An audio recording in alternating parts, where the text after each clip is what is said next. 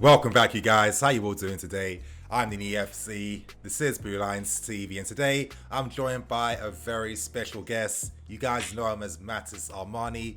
How you doing today, bro? Introduce yourself. All good, all good, all good. It's good to be back. It's been a while, my bro. So yeah, I'm looking forward to talking to you today. Thanks for having me on. Long time, of course. Miss speaking about all things football with you. But before we continue on, I think you need to give out a little quick plug first, don't you? Indeed. The TL have been demanding and crying out for this for quite some time. So we decided, hey, let's just cave in and do it for you lot. Of course, the YouTube channel is on its way. I can't confirm the first date of upload, but the channel is available. MAH. If it doesn't come up in the search engine, fear not.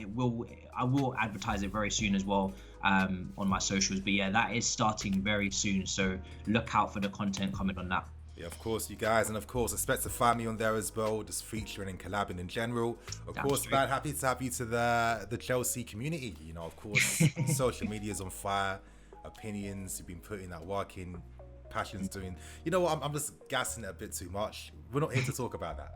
We're here to speak about two stories today, and for the first story, it's Messi, it's Mourinho, and it's the ill-fated transfer that was close to happening in 2014. And of course, we're here to speak about all things international break as well. So I hope you guys do enjoy. You know, I want to start bringing in some more discussion-focused type of videos to the channel. I think it'll be like a nice vibe, kind of relaxing, and you know, I like conversating as well. So yeah, man, without wasting any more time, I'm sure you read those reports in regards to Lionel Messi.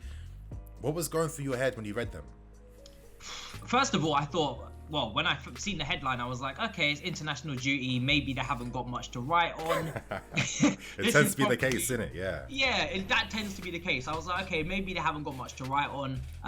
It's probably, you know, overcompensated. It's probably just dramatized and it's not too much in it. But when you go into it and you do read about it and you're like, okay, cool, Chelsea, and you know, back then Chelsea were splashing the cash. They were always looking for the big names. So I'm not surprised to see Chelsea, you know, at least had a little dig for Leo Messi. Obviously, you look at the fact that I think Deco and his agent George Mendes as well, they had a part in the deal collapsing. Any deal for Messi is going to be well over I think it said reportedly 250 million, but I think 250 mil. Yeah, that's cheap for Messi. Yeah, honestly, I think so. I think that's the premium you pay for the most premium player on this planet. But I think with those Messi reports that came out during that time, that's been the only time ever I've felt like, okay, there's a strong possibility that Messi's gonna go. Like these reports that came out this summer, like everyone knew that was absolute nonsense. It was just like, you know, contract tactics basically to get the best deal you want, put pressure on the Barca board. Messi was never going to go.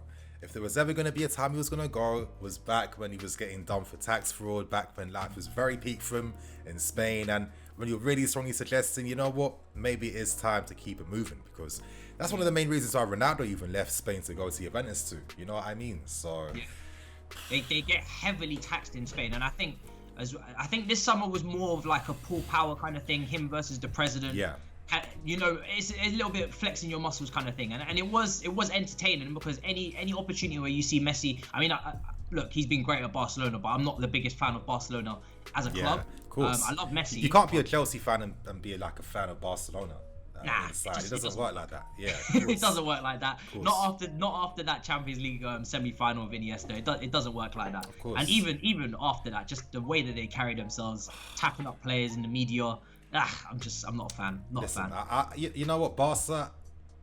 I'd be a liar. I'd be dumb if I said that I didn't appreciate what they've done for the game, the players they produce. You know what I mean? But football-wise, liking and appreciating, that's two different things. You know, at the end of the day, that's two different things on two different scales. When I think of Barcelona, I still get angry. You know what I mean? Like that's how I've been conditioned to see this club here. So don't even get me started on them. But you know what, Messi, Mourinho, maybe this was a good thing it never happened, because honestly, imagine we saw Messi under Mourinho tracking back 50 yards, helping out alongside Aspilicueta or whoever was playing right back, Ivanovic down the right, but basically just disrespecting their game, and it would have destroyed the game completely if that had happened. So I guess for the sake of that, this still wasn't ever going to happen. Yeah, the two don't align. I mean, this summer maybe Pep and Messi at Man City would have made more sense.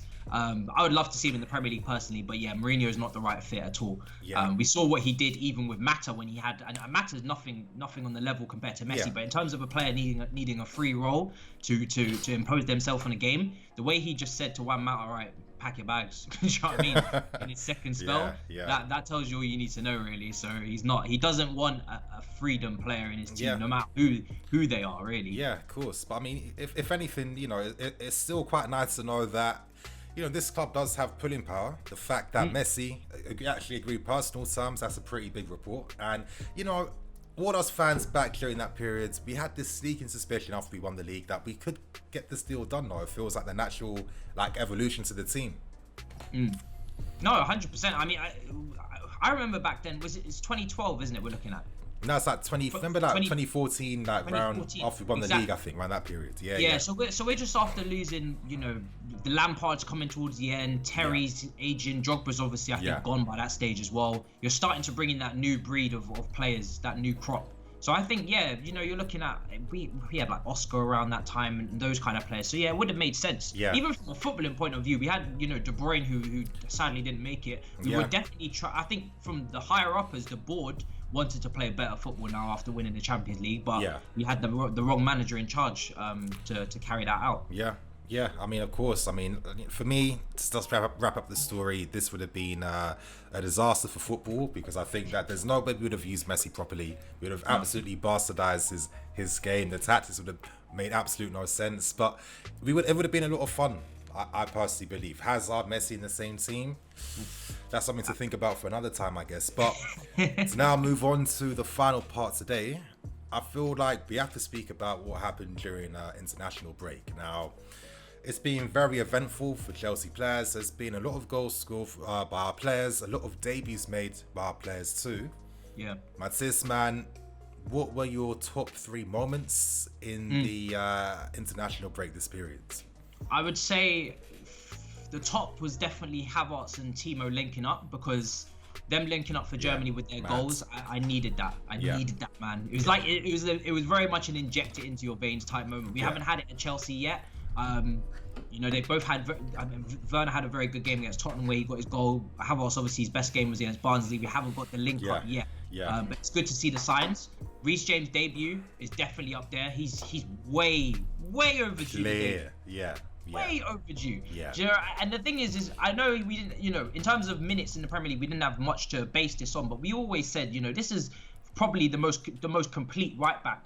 When we're speaking about Trent and Wan-Bissaka, they've got their specialties, but when you're looking at an all-rounder, Reiss James is the guy, and he's going to suit this England team, because they don't really play a system like Klopp does. So you kind of rely on individual ability a bit more than Trent, who's in a good system, who suits him, and he gets to whip in his crosses. So for me, Reiss James, I think he was man of the match. Obviously, he got sent off at the end. Maybe that was tactical. Doesn't want to play under Southgate. Get suspended for a few games. I don't know.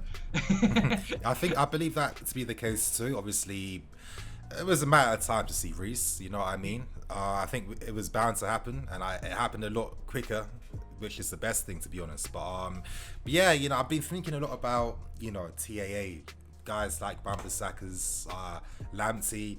I mean, right now, the options we got in the fullback areas, we're producing some of the best fullbacks in Europe in this country, which is quite clear.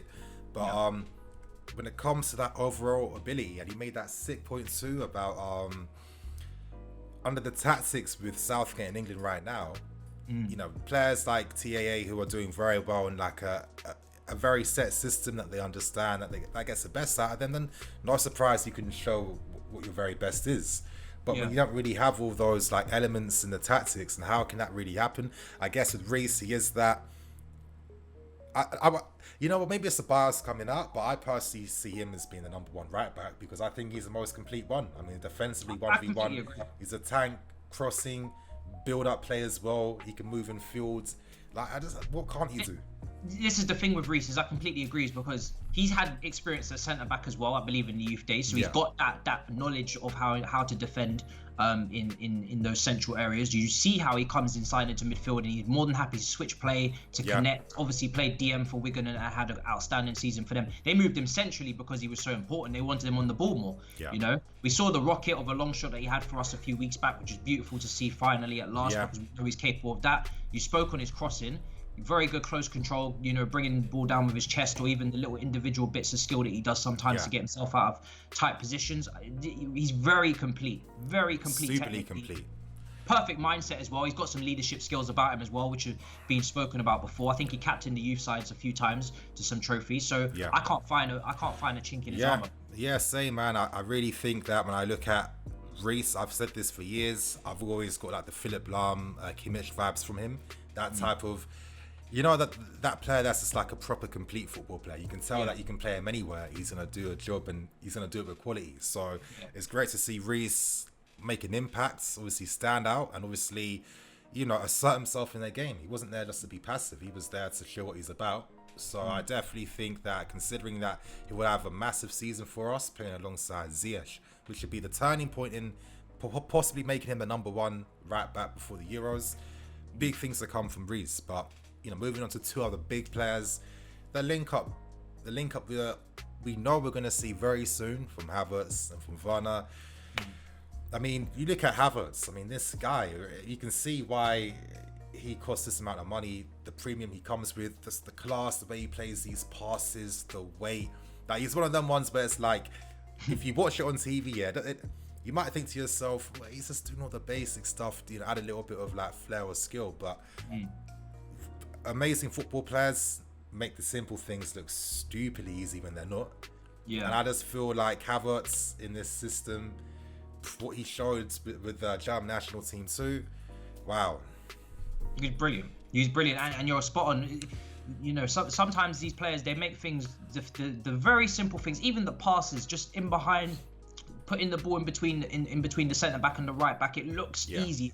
When you're looking from the TV, it looks so easy, but to actually thread the ball through with the perfect weight, at the perfect speed, at the perfect time, so someone's not offside. Those are the killer moments. Those are the things that decide games. And he's so classy, man. Even when he looks like he's not trying, he is trying, because he does track back, and that's what I love about him. He still tracks back, he makes his tackles, he gets stuck in, he wins his duels. But even when it looks like he's not trying, just so elegant. And we needed a little bit of that class and arrogance in the team, and that's something Ziyech is obviously going to bring as well, as we saw at Stamford Bridge live in the flesh. I was at that game where he scored against us 4-4. My God, that guy turned around and just stared me in the face, just standing there. I scored. Straight at you, didn't it? Man, I was pissed. I know. Like, that was when, I think that was a game that kind of cemented Kepa's future even more. It's kind of like, this guy, we got no hope with this guy in goal. But let's not turn this into the Kepa show. I'm not here to talk about that. Obviously, so we can wrap up our thoughts. You know, what else stood out for you during international break? What moments or players? I mean, what really stood out for me is Mason Mount, how he's so favoured. No matter, and I'm very hard on Mason, because sometimes I feel like if he played in his strongest position for us, we would get more out of him. We'd get a higher level of performance if he played in the number 8, where I've seen him. That's where I feel he's best. And sometimes I feel like he's overplayed and overutilized, and then he's carrying some knocks, and it doesn't help his performance and fatigue and whatnot, and it makes him look worse in some ways than he is. But when Southgate is then praising him as well and using him over Grealish, and I wanted to see Grealish as much as the next person, but you just have to credit what a player Mount must be for all of these professionals to continue to slap us across the face and be like, listen, he's a baller. I'm not going to tell you again. Do you know what I mean? He just like, he is the manager's dream, it seems to be. He really is.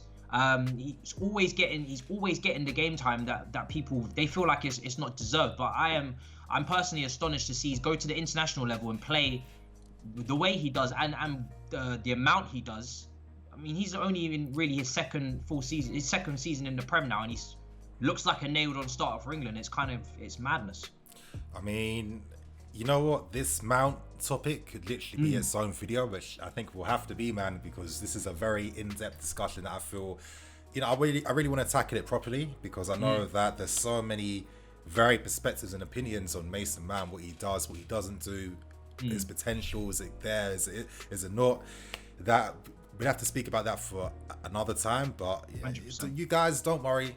Expect to hear those thoughts possibly tomorrow or this weekend. But you know what, man, I do want to wrap things up right now. Obviously, thank you for coming on, and of course, you guys, make sure in the description below that you are subscribed to his new YouTube channel. Subscribe in advance right now. Things are getting updated, things are happening. You guys are meant to find him, and of course, man, I'll give you the closing thoughts. Well, it's been a pleasure. Thank you for having me on again. I love coming on here because you know the effort. I'm now coming onto YouTube, so now I've got a lot to learn from this guy. 100,000 subscribers. He's always on point technically. He's always got his graphics up. You know, bringing in new things to the game with the highlights. So honestly, thank you for having me on, man. And I'm just looking forward to get on this platform with you. I've missed YouTube. It's been a while. Of course, man. Looking forward to seeing what you got cooking up for us. And you guys, thank you for watching. There is going to be a new Zeddy video out as well today. And of course, expect that to be the match content coming out tomorrow. I've got you guys. I'm back. Apologies for being away. It gets like that sometimes. So I know it's not good enough, but honestly, all I can just tell you guys is that it really does get like that. So thank you for watching. I'm Nini FC. This is Blue Lions TV. I'll catch you guys later with some more videos. Peace.